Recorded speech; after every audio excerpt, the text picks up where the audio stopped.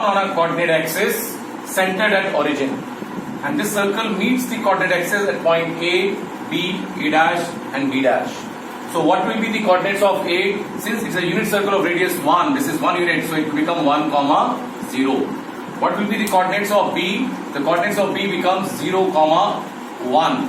The coordinates of A dash, left side of origin, so it becomes -1, 0. Whereas the coordinates of B dash will be 0, -1. Now, let us consider point P on the circumference of the unit circle with coordinates as A, B. And we also know that the arc length is equals to radian measure of the angle if radius is 1. Therefore, here we have angle AOP as theta radian, and we also have the arc length AP taken as x. That means theta radian will also be equals to x. That is what we have marked x, and this angle will also be x. Now, in radians. Now we draw a perpendicular from P onto the x-axis. Then, since the coordinates of P is taken as A, B, this OM becomes A and PM becomes B.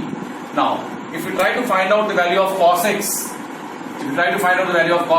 now the cos x is given by base upon perpendicular. So A upon 1, which is A, and the sin x, if you try to find out from here, which is perpendicular upon hypotenuse, so it is B. That we already have explained in the previous video. Now, what about the value of A? Where does A start? You can see that A ranges from -1 to 1. That means A is found to be greater than equals to -1 but less than equals to 1. Similarly, B also ranges from 1 to -1. So B is also greater than equals to -1 but less than equals to 1.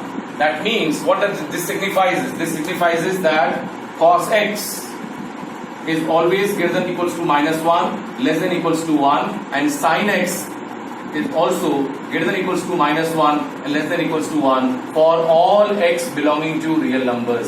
This all happens because of for all any real number, because I have already explained you that theta in radian is a constant quantity and it is a real number. Now, moving on to the next part. Since we know that these point of intersection of unit circle with the coordinate axis takes place at A, B, A dash, B dash with coordinates of A as 1, 0, this coordinates is 0, 1, this as -1, 0, this with the coordinates of this as 0, -1. Is that clear? Now, if we talk about this part, this angle is how much? 90 degree. That is 90 degree is how much? Pi by 2 radians. If you convert 90 degree into radians, it becomes pi by 2. This is pi by 2. And since it is a unit circle, that means if this radian is pi by 2, if theta is pi by 2, then length should also be pi by 2. And that you can easily find out because arc AB is nothing but the arc length of a quadrant. Arc length of a quadrant is pi by 2. Okay. Then similarly, if you talk about the angle AO A dash, this angle, that is angle, then in that case theta becomes pi, 180 degree. This is 180 degree, so theta is pi, and pi is 180 degree is pi, and at that L is equals to also pi. Why is it L has to be equals to pi? Because theta is equals to length of arc when r is 1, and this is what A, which is same as the arc length of A dash. And A dash arc length is nothing but arc of semicircle, and semicircular arc length is pi into r is 1, taking r as 1. This is, in fact, you are finding it with r as 1. Similarly, you can find out for 270 degree and for 360 degree. Okay, children? Now, what I want to explain to you here is that when you talk about the first quadrant, which I have explained to you already, this is the first quadrant, this is the second quadrant, this is the third quadrant, this is the fourth quadrant. And we have already understood that all trigonometrical functions are positive here, all are positive here. Sine and cosec are positive here. Tan and cot are positive in the third quadrant, whereas cos and sec are positive in the fourth quadrant.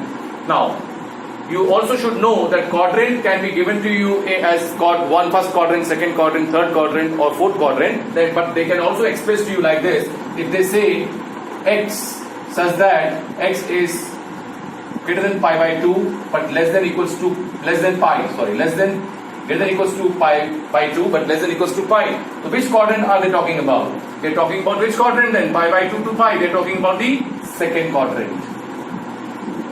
So sometime you will be given not directly the quadrant, but you will be given in terms of the radian lying between the two endpoints that you can see there.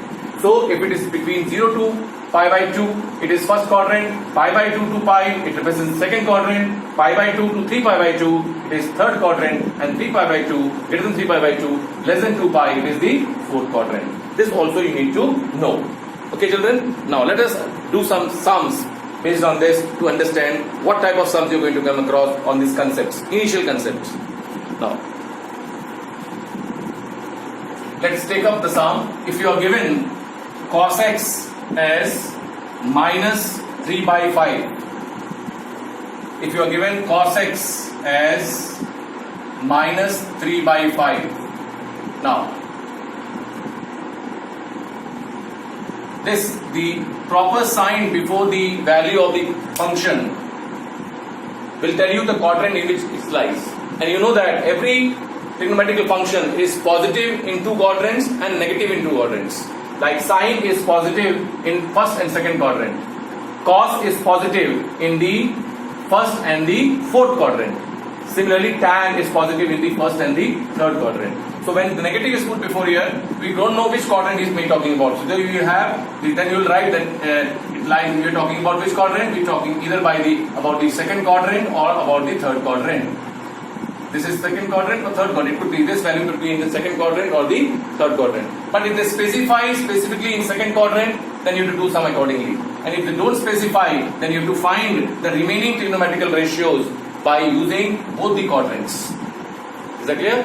So if you're talking about second quadrant and you've been asked to find the value of sin x now, if you have been asked to find the value of sin x, either you can find it by the way you used to do in class 9, basic trigonometry.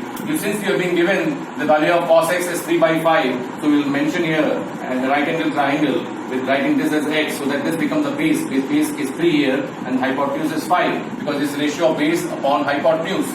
And then using Pythagoras you can find this as 4. And once you find this as 4, now you can write the value of sin x in 4 by 5. 4 by 5. But we're talking about second quadrant, so it has to be positive.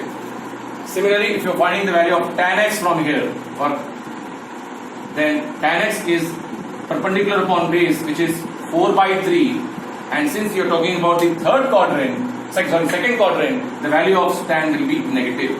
But same value when found in the third quadrant, if you're talking about third quadrant, because cos can be negative in third quadrant also, there the value of sin x will not be plus 4 by 5, now it becomes minus 4 by 5, whereas the tan x in the third quadrant will be written as 4 by 3 plus 4 by 3. Value will remain the same. The sign may change because in second quadrant sign is positive, whereas third quadrant sign is negative. Same way, tan is negative in the second quadrant but positive in the third quadrant. Is that clear? This is the type of sum that you will come across, and I have given the assignments as well. And the another one is that you need to understand is a sum where you have to evaluate the value. For example, you have been given again in terms of cos x. You have given cos x as minus 3 by 5. I am taking the same value. And you have been also mentioned along with that x is greater than pi, less than 3 pi by 2. Now what does this signifies? This signifies the quadrant I just told you. So greater than pi, less than 3 pi by 2 means you're talking about the third quadrant. Okay. Now third quadrant, you come to know that tan and cot will have positive values and all others will have negative values. Now you've been asked to find the value of cosec x plus cot x upon sec x minus tan x. Now here again you go by the same method. I am going to use the same triangle here. I know the value of cosec x from here. Cosec x is perpendicular upon hypotenuse upon perpendicular. So it will be written as 5 by 4. But since it is talking about third quadrant, the value will be negative. So negative 5 by 4. Third quadrant, cot x. Cot x is based upon perpendicular. So it will be 3 by 4. And it will remain plus 3 by 4 because the value is positive. Cot is positive in the third quadrant. Okay. Similarly, sec x now. Sec x is hypotenuse upon base. And it will be negative. So minus 5 by 3. Minus 5 by 3. And then tan x minus, and tan x is positive. Tan x is perpendicular upon base, that is 4 by 3. So 4 by 3. Now when you simplify here, what you get here? You get minus 2 by 4, that is minus 2 by 4. Minus 2 by 4 is minus half. And here you will get minus 9 by 3. Minus 9 by 3 is minus 3. And then when you simplify, it becomes 1 by 6. Okay, so assignment has been given to you on this type and this type sums, initial sums, and further trigonometry will be explained to you in the next class. Thank you.